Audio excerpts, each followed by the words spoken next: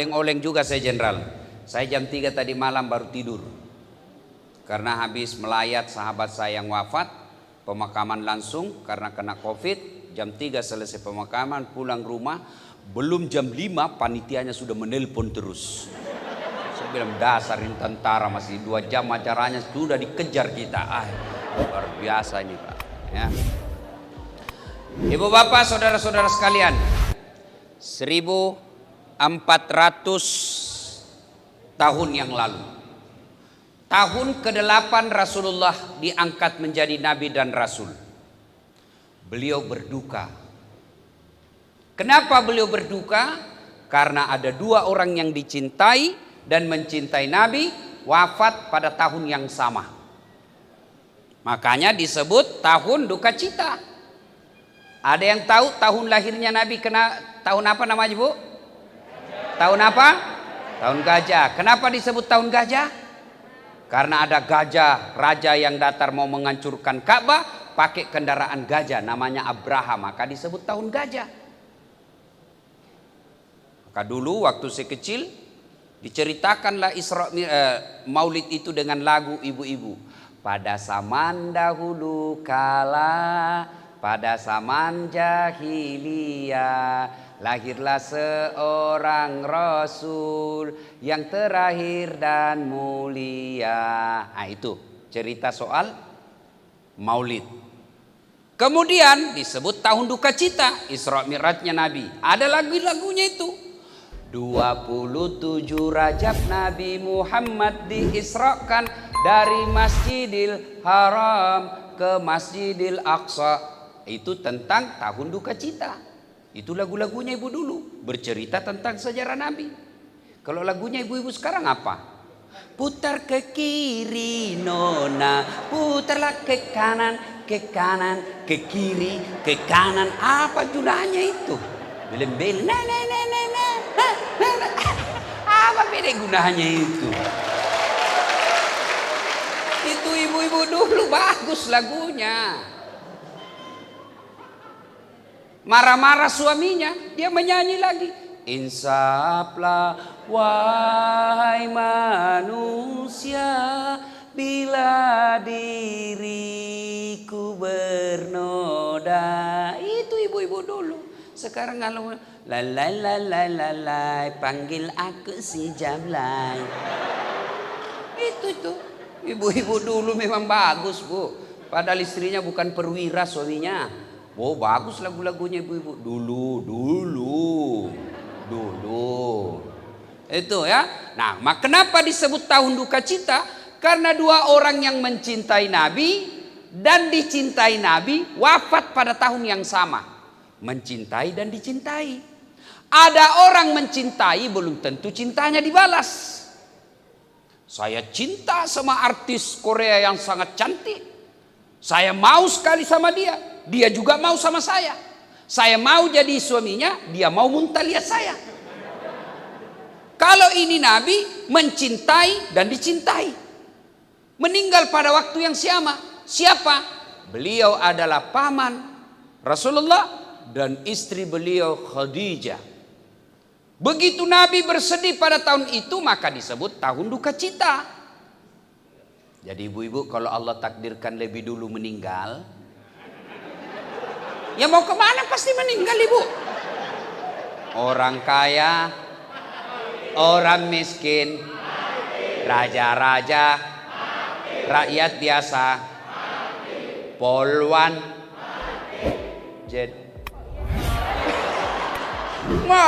pasti mati. Iya toh? Kalau Allah takdirkan ibu lebih dulu meninggal, lalu suaminya berduka terus berhari-hari sampai berbulan-bulan.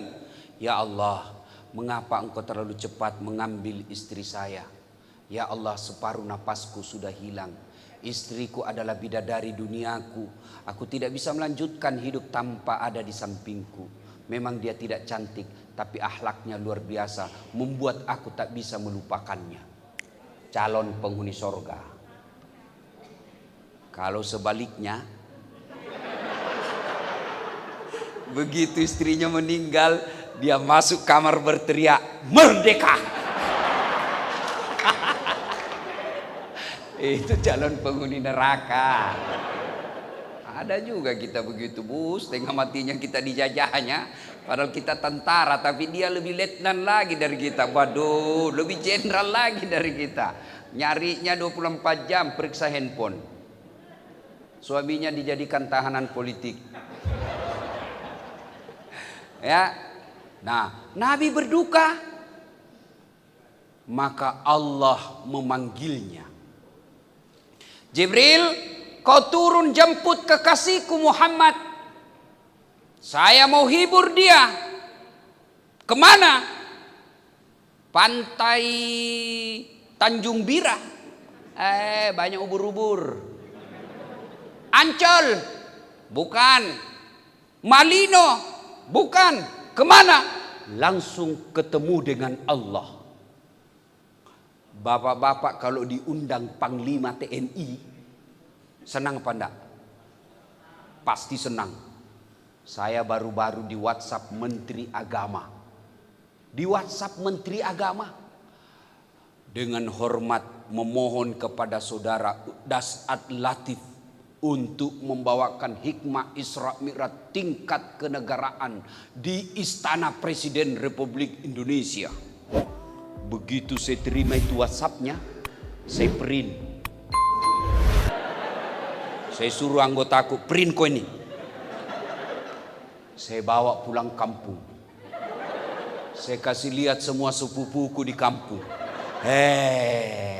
Sepupumu bos, Istana Presiden. Bukan kaleng-kaleng ini istana. Coba. Padahal presiden ada habis masa jabatannya. Presiden ada pensiunnya. Istana negara, istana yang angker. Semua orang mau masuk di situ saling baku fitnah untuk masuk. Mana enak itu istana? Sudah berapa yang penghuninya sudah mati? Tapi saya bangga. Istana negara, simbol kenegaraan, rumah paling mewah.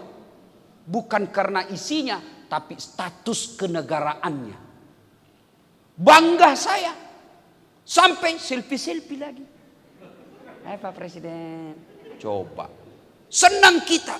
Gimana kalau Allah yang mengundang? Nabi lagi duka, diundang. Lalu mulailah diperjalankan. Dari Masjidil Haram ke Masjidil Aqsa. Makkah ke Palestina. Lalu take off. Naik ke Sidratil Muntaha. Ketemu dengan Allah. Allah pertunjukkan akhlak mulianya. Biasanya saya bertamu ke rumahnya Pak Jenderal Beni. Saya dulu yang ketuk pintu. Assalamualaikum Jenderal. Tapi ini Allah yang memberi salam lebih awal kepada Nabi. Dengan mengucapkan Assalamu alaika ayyuhan nabiyyu wa rahmatullahi wa barakatuh. Nabi menjawabnya Assalamu alaina wa ala ibadillahi salihin. Ashhadu alla ilaha illallah wa ashhadu anna Muhammadar Rasulullah. Terjadi dialog menunjukkan perlakuan istimewa Allah kepada Rasulullah Muhammad sallallahu alaihi wasallam. Lalu setelah melakukan perbincangan, Rasulullah mengajukan proposal, permintaan. Ya Allah, umatku ini kecil-kecil, umatku ini pendek-pendek umurnya, kasihlah hadiah istimewa buat umat saya. Lalu Allah menyambut proposal itu. Muhammad, aku terima permohonanmu, aku berikan kau hadiah, yaitu sholat 50 kali sehari semalam, yang belum pernah aku berikan sebelummu. Nabi bersenang hati. Turun ke langit ketujuh. Tidak ada masalah. Ya Muhammad, ada oleh-oleh apa dari Allah untuk umatmu? Alhamdulillah Musa, saya diberi hadiah oleh Allah sholat 50 kali sehari semalam. Kata Nabi Musa, berapa bos? 50 bos. Bukan kaleng-kaleng ini, 50. Kata Nabi Musa, ndak salah mas bro. Jangan lagi kau cari dalam kitab bahasanya begitu. Ini bahasa dasar supaya enak didengar bos. Kan lagi tren itu begini bu toh. Apa maksudnya nih bu? Salam apa nih? Hah? Nah, salam ini bu, percayalah tidak laku ini kalau tidak ada ini. Mau dapat ini tidak ada ini, pret. Ya kan? Kata Nabi Musa, kau naik diskon. Tidak mungkin umatmu mampu melakukan itu yang 50. Saya saja umatku gede-gede, besar-besar, panjang umurnya, kuat-kuat. Tidak mampu kalau 50. Kau minta kekurangan lah. Naik Allah kepada Allah. Ya Allah, terlalu banyak bedek kasihan. Tolong didiskon. Kurangi ya Allah. Dengan maha pengasihnya Allah. Oke, Muhammad, aku kurangi menjadi 45. Turun lagi. Nabilah Musa, berapa pi? 45. Boh, masih banyak. Kau naik lagi minta kekurangan. Naik lagi. Masih banyak ya Allah. Oke, kukurangi lagi 5, tinggal 40. Masih banyak. Mondar mandir setiap kali naik dikurangi 5. Terakhir kali tinggal 5. Nabi Musa, bagaimana? Tinggal 5 bos. Masih banyak itu, ndak bisa. Nampaklah kecerdasan Nabi. Setiap kali saya naik dikurangi 5. Sekarang tinggal 5. Kalau saya naik lagi, ndak ada, sudah saya bawa pulang. Subhanallah, alhamdulillah, apa yang dicemaskan Nabi Musa benar adanya. Sekarang saja tinggal 5, masih ada prajurit hari Jumat saja. La haula wala quwata illa billah. Tinggal 5 bos, masih kau tidak mau selesaikan. Jaga kau. Apa ini? Tinggal dikasih 5 hari Jumat saja Nabi bikin.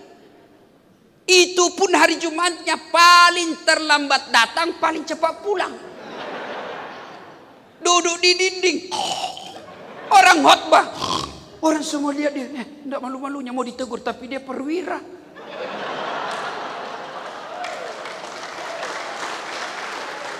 Mana ada yang berani ditegur pak? Perwira ngorok. Begitu bangun.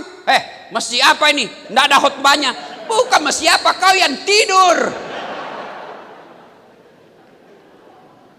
Nah, akhirnya tinggal 5. Ibu bapak bisa bayangkan bagaimana seandainya jadi 50. Kalau jadi 50, saya yakin Pak Jenderal Beni tidak akan bisa menjadi jenderal.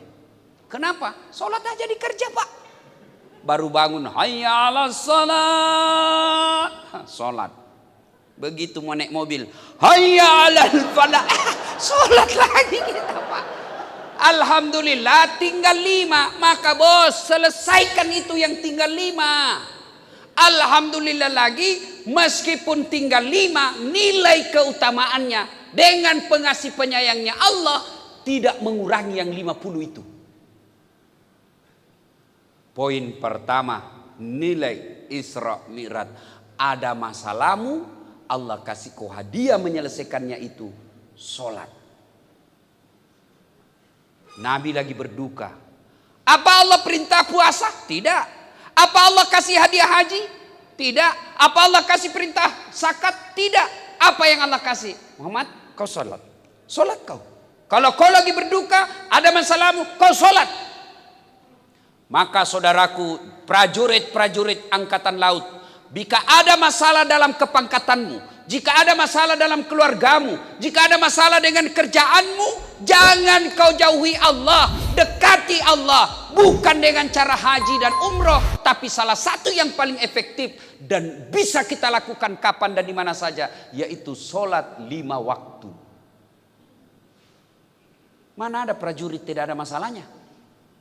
Nih. Muka penuh masalah semua ini. Tolong angkat tangannya yang tidak ada kreditnya. Tolong angkat tanganmu yang tidak ada kreditmu. Muka-muka kreditur semua ini Pak. Mana? Gaji kita terbatas. Selera istri tak terbatas. Iya. Mana ada, tidak ada tentara masalahnya. Jangankan bapak-bapak prajurit. Bapak pikir Ustadz Dasat tidak ada masalahnya? Masalah Pak. Salah satu yang paling masalah buat saya sekarang, banyak janda-janda yang curhat. Benar Jenderal, banyak. Ustadz, saya ini penuh masalah dalam hidup Ustadz. Saya butuh bimbingan Ustadz. Baiklah, saya akan bimbing ibu melalui WhatsApp, silahkan. Tapi saya mencari imam Pak Ustadz. Saya ingin imam dalam hidupku. Saya bilang mohon maaf ibu, saya bukan imam, saya khotib.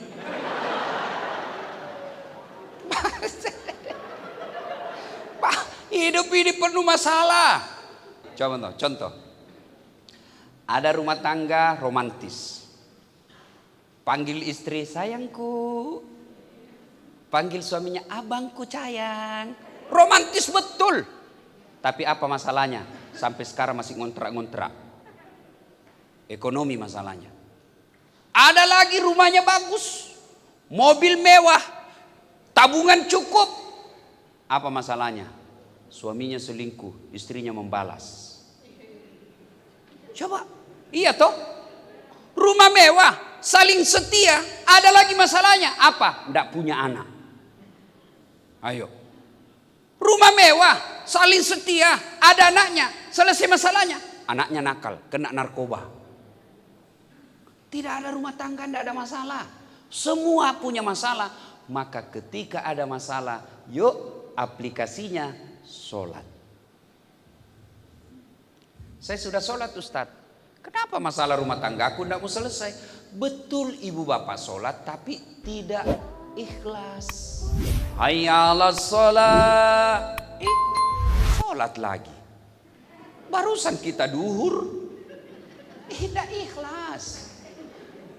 Saya sholat Ustadz. Betul bapak sholat. Tapi sholatnya tidak sesuai yang diajarkan Nabi. Dia sholat tapi pikirannya kemana-mana. Allahu Akbar.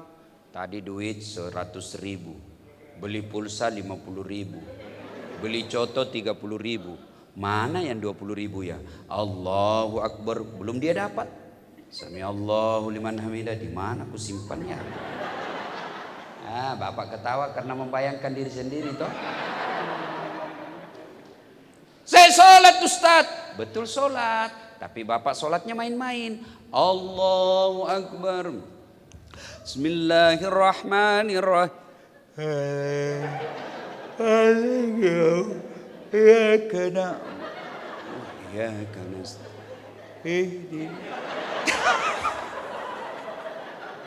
Sholat pakoti polo. Siapa ajar kau beleng-beleng. Allahu Akbar. Ada juga sholat itu pakai keju-keju. Bapak sholat bayangkan diri sendiri. Pak, bagaimana ceritanya? Ya, jadi kalau ada persoalan kepangkatan kah itu, rumah tangga kah itu, ekonomi kah itu, sudah deh, lebih kau curhat kepada Allah melalui apa? Sholat. Tidak mungkin Allah berikan kejayaan kalau bapak tinggalkan Allah. Siapa yang punya dunia? Bapak jadi prajurit supaya dunianya baik. Jujur aja, munafik kalau bukan itu. Saya ngejar profesor di Unhas sebagai dosen, itu karena saya mau memperbaiki dunia saya. Tapi siapa yang punya dunia? Siapa yang punya dunia? Allah. Artinya mustahil Allah kasih dunia kalau yang punya dunia kita jauhi. Contoh. Saya akrab dengan Gubernur Kaltim, Pak Isran Nur. Saya ke Kaltim. Assalamualaikum, Pak Gubernur. Pak Ustadz. Saya lagi di Balikpapan. Saya ada masalah ini Gubernur.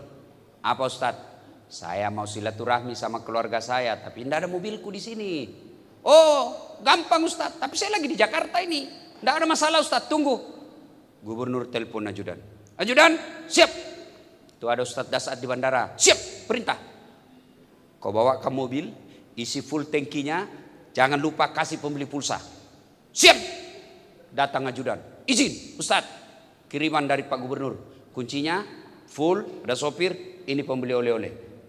Selesai masalahku soal mobil. Kenapa? Saya akrab sama yang punya mobil. Sebaliknya, ada prajurit angkatan laut. Tidak pernah ketemu sama ini gubernur. Tidak kenal, tidak pernah lihat sampai ke Balikpapan. Assalamualaikum, Pak Gubernur. Saya dari angkatan laut dan Lantamal 6 Makassar. Saya lagi di Balikpapan, mau jalan-jalan. Izin, Pak Gubernur, pinjam mobilnya. Kira-kira siapa di telepon gubernur? Ajudan? Bukan. Siapa? Kapolres. Tangkap itu, ada angkatan laut gadungan.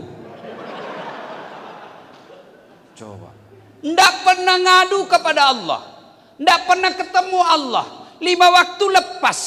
Hanya ketemu hari Jumat. Paling terlambat datang, paling cepat pulang. Tiba-tiba ada masalahnya. Datang kepada Allah. Ya Allah, saya sudah capek hidup ya Allah. Ya Allah, saya sudah capek hidup ya Allah. Malaikat, Allah panggil malaikat. Karena dia sudah capek hidup, cabut nyawanya. Apa gitu? Contoh lagi.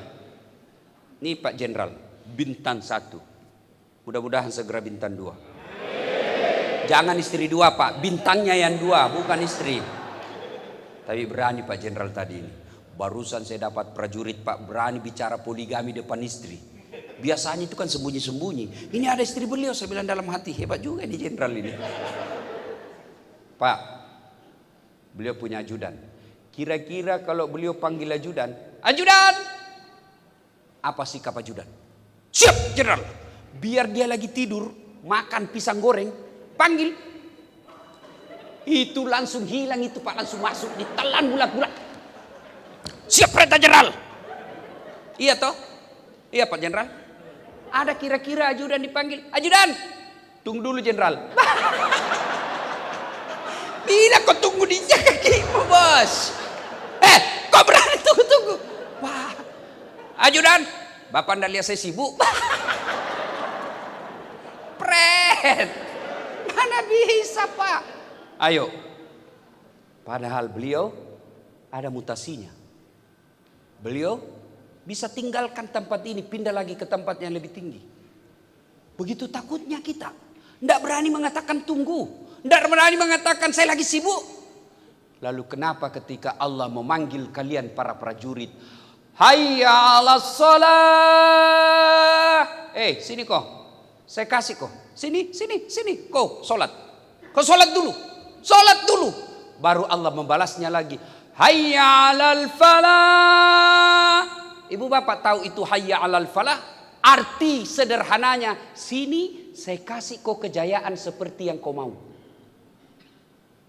Saya mau jadi jenderal. Allah jawab, sini saya kasih kamu. Saya mau rumah tanggaku bahagia. Allah dengar, sini saya kasih kamu. Saya mau lunas utang-utangku. Sini kata Allah, gampang saya lunasi utangmu. Sini kamu. Hayya 'alal falah. Itu artinya, sini saya lunasi utangmu. Sini saya sembuhkan penyakitmu. Sini saya naikkan pangkatmu. Itu hayya 'alal falah. Allah panggil, Allah dengar doa kita. Tapi jawaban kita, tunggu. Lagi ada tamu. Tunggu, lagi ada pembeli. Tunggu, lagi sibuk. Ya sudah kata Allah, ya sudah. Kalau gitu kau tidak mau saya panggil, ya uruslah itu dirimu sendiri. Maka tantangan kita di Isra Mi'raj ini, ada masalah, yuk perbaiki sholat. Demi Allah, tidak ada orang sengsara hidupnya kalau dia baik sholatnya. Saya kasih contoh. Ada prajurit angkatan laut. 1 hari 5 kali datangi istrinya Pak Jenderal. Pagi datang ajak ngomong ibu. Tengah hari datang lagi bawa masakan ala kadarnya khas daerah. Bu, ini namanya jalan kote. Ini masakan khusus dari saya bu, saya belajar sendiri. Sore lagi datang lagi. Bu, ini namanya onde-onde. Ini kelapa, biji-bijinya dikaprun, jelaskan. Mau maghrib lagi, datang lagi. Bu, ini namanya palu butung. Gini. Mau isya sebelum pulang lagi, datang lagi kasihan. Bu, ini namanya rokok-rokok onti. Kandre Jawa. Subuh datang, Bu, ini namanya bubur kacang hijau. Semua negara tahu, semua budaya tahu ini, Bu. Jawa tahu bubur kacang hijau, Sunda juga tahu. Maka ini adalah simbol kenegaraan kita. Nih bubur kacang hijau, Bu. Semoga Ibu bahagia menikmati semua yang saya hidangkan, Bu. 1 minggu aja tiap hari datang 5 kali. Langsung jenderal punya perhatian. Oh baik, ini prajurit saya. Siapa namanya suaminya itu? Ini Pak, sebenarnya beliau ini mau kasihan ini. Oh ya gampang, sudahlah, orang baik ini. Coba, itu baru manusia. Gimana dengan Allah? Yang sudah mengatakan ud'uni astajib lakum. Minta kau kepadaku, saya kasih kau. Apa Pak Jenderal pernah bilang begitu? Minta kau sama saya kasih kau. Pernah? Ayo. Manusia mana pernah? Paling teman dekat aja. Teman aja yang dibilang, kau minta bos, tapi jangan banyak-banyak ya. Allah makin diminta, makin senang, makin diminta. Kau minta sama saya. Karena kalau kau mau minta itu berarti kau butuh sama saya. Berarti kau mengakui dirimu hamba. Maka minta kepada Allah. Cuma cara mintanya melalui sholat. Inilah pentingnya. Nah ibu bapak saudara-saudara sekalian, tidak usah panjang cerita. Tidak ada gunanya kita Isra Mi'raj tiap tahun kalau bapak tidak sholat. Ini penting sholat.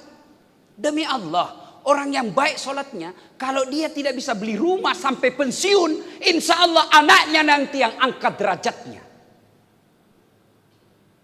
Kalau bapak tidak bisa jadi perwira, dari jadi tentara puluhan tahun hanya kasihan prajurit terus, tidak bisa pangkatnya menjadi perwira, nanti anaknya yang angkat derajatnya. Kalau bapak baik sholat. Tapi kalau sekarang jadi prajurit, tidak pernah sholat, ngerjanya nipu kiri kanan, nakut-nakutin orang, tidak pernah menghadap kepada Allah, sholatnya ala kadarnya, maka bukan cuma bapak yang hidupnya hina nanti, tapi anak-anak juga biasa ikut menderita. Maka rumah tangga yang baik, perbaiki sholat. Sholat kita disempurnakan insya Allah. Apa sih susahnya sholat ini? Kami tentara Ustaz. Kadangkala piket Ustaz. Tiba waktu sholat. Bagaimana caranya Ustaz? Bapak jangankan piket, perang aja Pak boleh sholat. Namanya sholat khauf. Sholat dalam keadaan perang. Gimana caranya Ustaz orang sholat dalam keadaan perang? Nah, misalnya bapak lagi 10 orang. 5 di depan, 5 di belakang. Saf kedua. Gimana cara sholatnya? Saf pertama selesaikan 1 rakaat. Saf kedua yang 5 orang pegang senjata. Yang saf pertama diselesaikan 1 rakaat. Saf pertama selesai 1 rakaat, dia lagi yang siaga. Saf yang kedua selesaikan 1 rakaatnya. Selesai 1 rakaat saf kedua, saf pertama selesaikan rakaat keduanya, dia lagi yang di belakang saf kedua yang siaga. Begitu pentingnya sholat, tidak boleh ditinggalkan meskipun dalam keadaan perang kau sholat. Dan sholat ini adalah puncak penghambaan kita kepada Allah Subhanahu wa ta'ala. Sholat ini adalah puncak penghambaan kepada Allah. Maksudnya apa Ustaz? Coba lihat. Puasa, boleh puasa sambil dengar lagu. Lagi lapar, daripada menghayal kiri kanan, putar lagunya Umi Rama. Mengapa minuman itu haram? Karena merusak kepikiran. Mengapa berjudi juga haram? Karena merusak keuangan. Mengapa semua yang asik-asik itu diharamkan? Mengapa semua yang enak-enak juga diharamkan. Jawabannya, ha ha ha ha ha ha ha ha ha. Itulah perangkap setan, umpannya ialah bermacam-macam kesenangan. Jangan lupa like and share. Itu Pak. Boleh Bapak lagi puasa dengar musik, boleh. Bapak lagi tawaf, boleh sambil dengar musik. Ya Nabi salam alaika, ya Rasul salam salam alaika. Boleh. Bapak lagi sa'i, boleh dengar lagu. Ilahi salimil ummah minal afati wan ni'mah wa min hamdi wa min ummah bi ahlil badri ya Allah. Semua salatullah mullah ala toha rasulillah, salatullah salamullah ala yasin habibillah. Boleh sambil haji salawat dengan musik seperti itu, boleh. Ibu bayar zakat, boleh sambil nyanyi. Ibu sambil haji sambil dagang, boleh. Puasa sambil dagang, boleh. Bayar zakat sambil dengar musik, boleh. Tapi ketika ibu sholat, tidak boleh ada kegiatan lagi. Inilah puncakmu kau menghambakan diri kepada Allah, sembah Tuhanmu. Maka sholat tidak boleh ada kegiatan lain. Mana boleh kita sholat? Allahu Akbar. Begadang, jangan begadang. Nggak bisa. Langsung dia bilang, sudah lama ini ustaz sakit. Itulah pentingnya. Maka sholat ini puncak penghambaan. Haji boleh diwakilkan. Puasa boleh. Generasi kita ketika kita wafat ada udang, menurut sebagian pendapat ulama boleh digantikan oleh ahli warisnya. Tapi sholat tidak boleh. Saya malah sholat deh. Siap jenderal, saya yang ganti jenderal. Terserah jenderal mau diganti berapa rakaat jenderal. Nggak bisa mentang-mentang jenderal mau diganti sholat, nenekmu punya neraka. Inilah pentingnya sholat. Maka saudaraku para prajurit angkatan laut, mari tunaikan sholat. Sholatlah dengan sebaik-baiknya. Karena ini adalah puncak penghambaan kita kepada Allah Subhanahu wa Ta'ala. Ibu bapak saudara-saudara sekalian, banyak yang kita sampaikan, tapi waktu jualah yang membatasi kita. Prajurit angkatan laut katanya begini motonya. Di laut kita jaya. Di darat kita buaya. Di rumah tak berdaya.